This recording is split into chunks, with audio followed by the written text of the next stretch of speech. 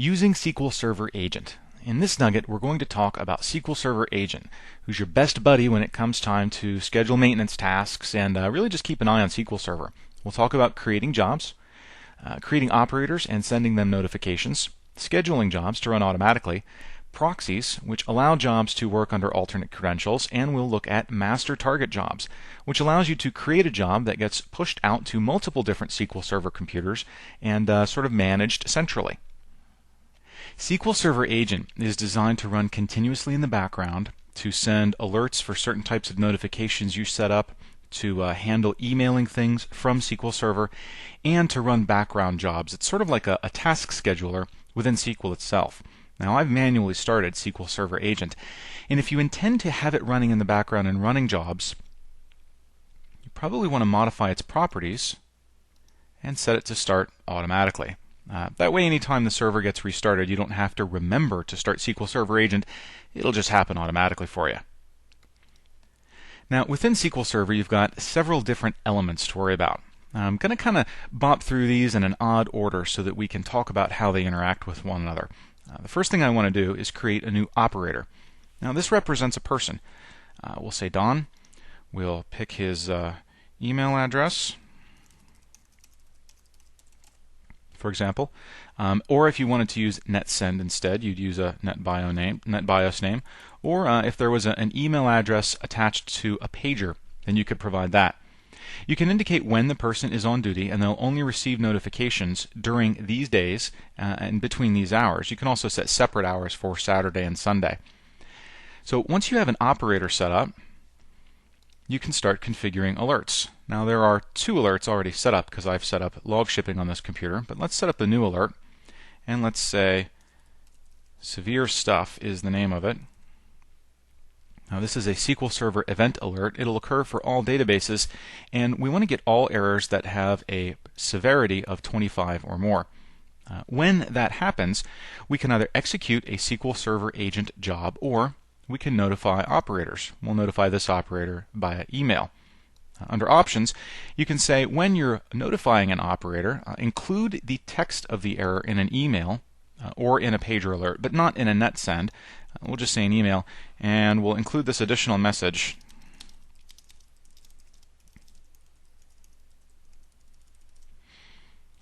If there are going to be multiple responses, in other words, if you think this is an alert that might trigger over and over and over again, you can say, don't send any more than 5 minutes apart. Don't just keep sending. When you send one, wait at least 5 minutes before you send another one. So that sets up an alert. So we've got another alert there now.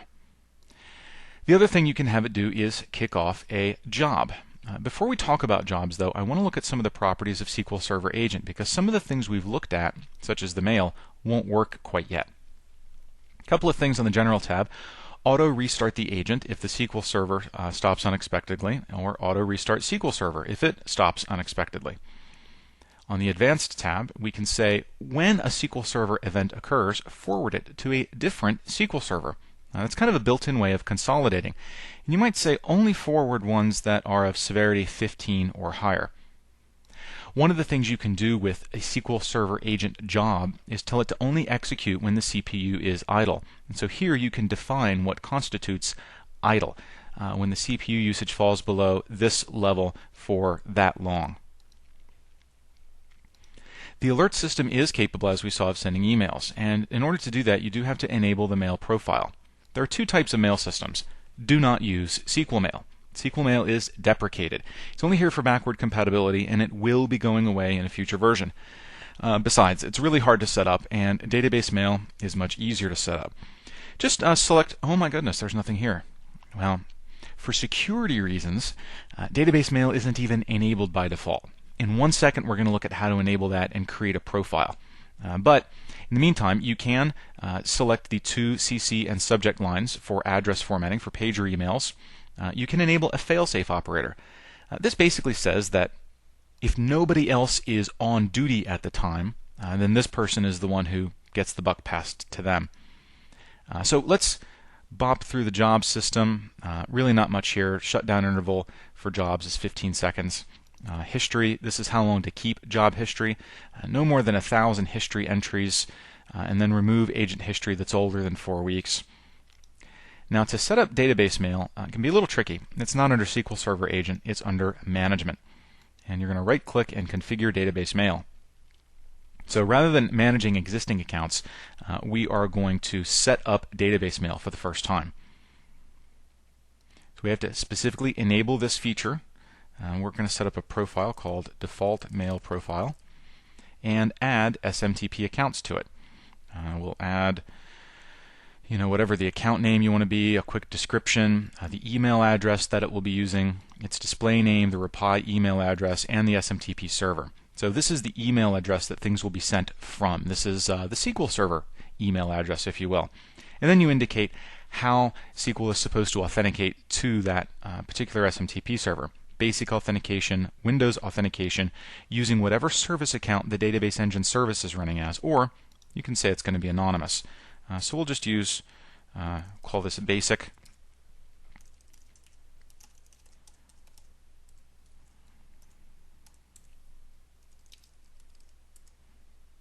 And for the server name, we'll set it to be smtp.company.pri.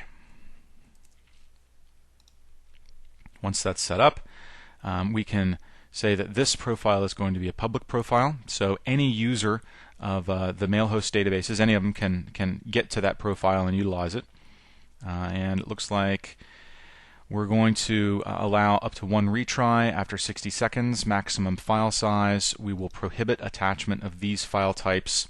The database mail executable has to run for at least 600 seconds. The idea there is that if you're going to be sending email after email after email, you kind of want that executable to stay up and running in memory. And this is basically saying that if it sits there doing nothing for more than 600 seconds, it's going to shut itself down, and the next time it'll have to spin back up again. So we'll just let it create all that. Now if we go into SQL Server Agent Properties, we should be able to go to the Alert System, Enable Mail, and select that default profile. So that's what it'll use to send emails. So now let's look at jobs. Jobs are kind of fun. We've got a few jobs set up in here already. Some of these are like database mirroring. We can take a look at that one. That was set up by the database mirroring wizard. We can see that this is going to run every 1 minute all the time. And that's going to take care of making sure that a particular set of databases is mirrored. So we'll create a new job, and we'll call this My Job. It's going to be owned by this administrator account, and we're going to categorize this as database maintenance. We will enable the job so that it can run. And then you can create more than one step. Each step can do a lot of different things. You can have it run external executables. You can have it run a transact SQL script, an ActiveX script, like a VB script. Something in Windows PowerShell, execute different replication operations. Let's just have it run a transact SQL script. We're going to run it out of the My database, and we're just going to have it say delete all from archive where ready to archive equals 1. So this is just sort of a maintenance thing. It's going to go into a table on a regular basis and delete rows that meet that criteria. We're not going to do anything really advanced. We're going to say on success of this step, go to the next step. And if things fail, then quit the job, reporting failure. There aren't going to be any next steps, though, so it's not really going to matter either way what we set that as. Oh, and we left the job name blank. Clean up table. Okay, so now we've created one job step. We can create as many of those as we want. Specify schedules. Let's call this weekly, and we will have it run on Sundays at midnight. We can set up alerts. We can say that this is the failed alert. In the event that, raise an alert when a message comes across containing whatever. So we can set up whatever alerts we need to in here if we wanted to. Notifications. So when this job completes, I want to email Don only when the job fails. And I want to page Don when the job succeeds, because he'll appreciate that. And then targets we'll talk about in just a moment. So that's how we would set up our job. And that'll now automatically execute. So the next thing we'll talk about are proxies. Now, proxies are this idea that the user account that the SQL Server Agent service is running under might not have permission to do different things on the operating system, especially if it's running under a heavily restricted account like local system or something like that. Now to start with, you do have to go back up to the server security level or the instance security level and create credentials. This is what stores the username and the password. A proxy falls into one of these different subsystem categories. So when we create a new proxy, let's say we want to do one that's going to have scripting permissions. So this is the scripting proxy, and it's going to use that credential that we've already created at the instance level. So any jobs that run under this proxy will use these user credentials instead of the SQL Server agent user credentials. And we're going to enable this for ActiveX script and PowerShell. So if we refresh, we can see there that that exists.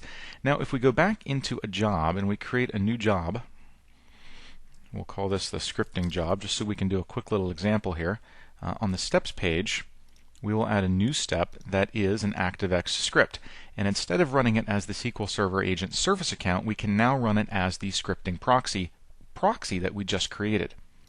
Now if I had left this on T-SQL, see, I don't get an option for run as. If I move it to replication distributor, I don't get that scripting proxy because we didn't enable that proxy for this subsystem. So that's kind of the interaction between job steps and proxies and credentials. Now something else you can do with SQL Server Agent is multi-server jobs. It's the ability to take a job, create it here on this instance of SQL Server, and have the job pushed out to multiple target SQL servers, which execute the job locally and then can create notifications or anything else. But you get to control it all right from one central location. So to start, I'm going to right-click my SQL Server instance, SQL Server Agent, and make it a master. Little wizard is going to guide me through this. I'm going to need to set up an operator. Now this operator is going to be created on the master server and on each target server I enlist. Any jobs that target multiple servers can only send notifications to this operator because only this operator is guaranteed to exist on every server.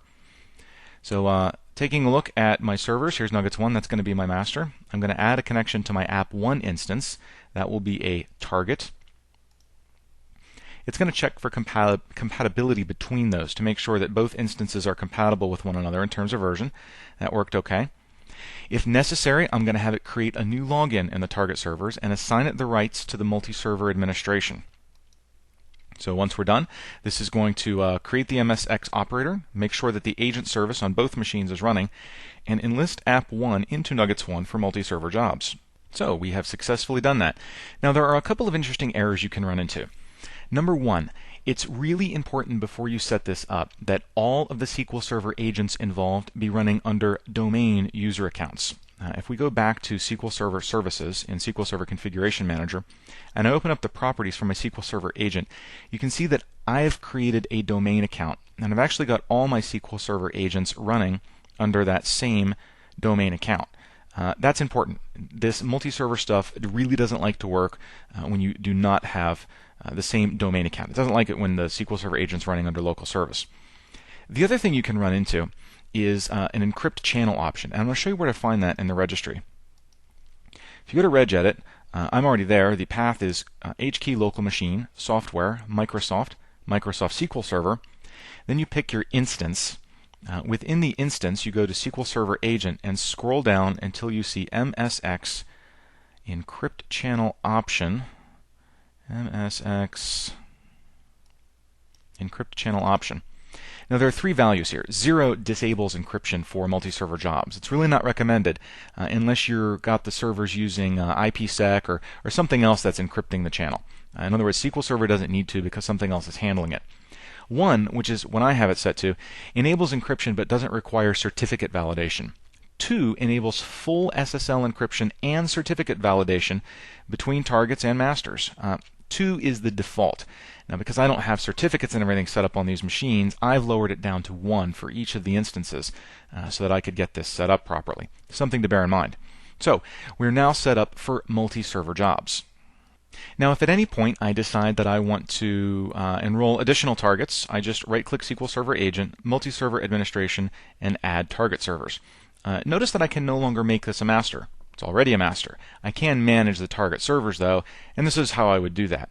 I can force a poll to get more information from it. I can force defection, which basically takes it out of the multi-server administration. And I can refresh this periodically, and modify download instructions. Let's see the download instructions for Nuggets 1 App 1. And there's no jobs waiting, so I don't see anything. So let's go create a multi-service job.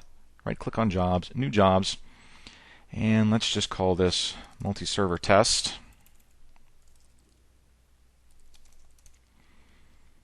And we'll categorize this as a database maintenance task. We'll then create a step, new step. We'll do this in the master database, and we'll just call this active script. And we can set this to be whatever we want. We can put some script language in here, call the step whatever we like, test step.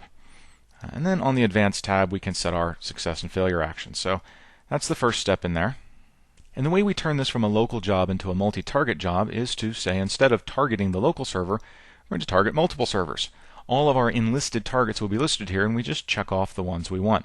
If we set a schedule, then this will push the job out to those targets on that schedule. So you can have quite a lot of fun, and you can really centralize your management. If you've got a lot of different database management tasks, you can create all of those in a single place, and then actually manage all of those sort of maintenance type jobs completely centrally on one SQL Server computer. In this nugget, we've looked at SQL Server Agent. We've talked about how to create jobs, how to create operators and notifications, and we looked at the database mail system. That's one way to send notifications. We've looked at how to schedule jobs.